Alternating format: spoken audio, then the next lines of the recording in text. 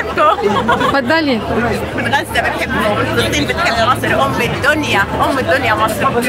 نورتي مصر، نورتي مصر. منورة بوجودكم معنا يعني. شكرا لمصر أم الدنيا، شكرا لمصر أم الدنيا.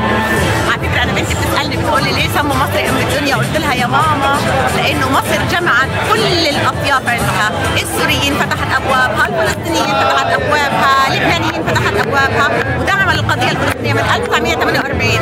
يعني شكرا مصر، تحيا مصر وأرض مصر وشعب مصر، شكرا كثير، بنحبكم.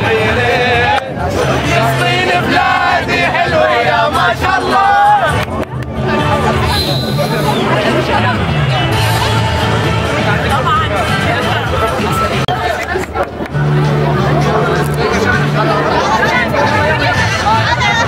على عهد على ديني، على ربنا ديني، على اهلي انا بديهم، على دمي فلسطيني فلسطيني فلسطيني، على دمي فلسطيني.